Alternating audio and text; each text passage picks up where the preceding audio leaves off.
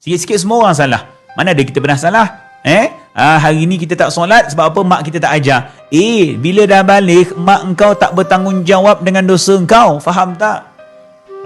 Hari ni saya nak jadi jahat lah Ustaz.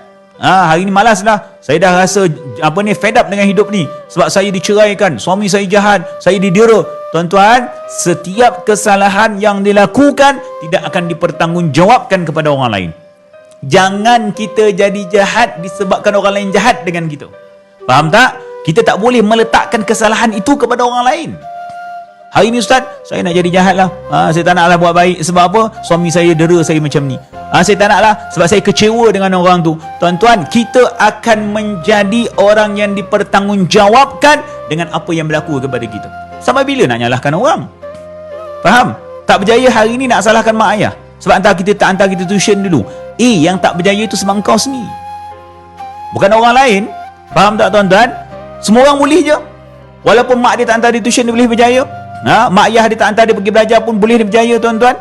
Kita hari ini terlalu meletakkan kesalahan itu kepada orang lain.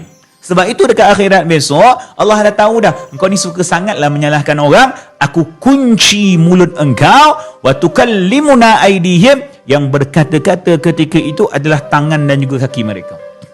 Faham? Kaki kita yang akan menjawab, tangan kita yang akan menjawab tuan-tuan. Dia yang akan mengadu dengan Allah Subhanahu Wa Taala, ya tuan aku yang buat jahat, ya kaki tuan aku yang pergi ke tempat yang tak elok.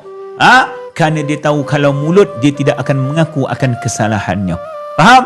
Ya, jadi hari ini tuan-tuan kita minta agar Allah Subhanahu Wa Taala menjadikan jasad kita ini adalah jasad yang akan backup kita dekat akhirat.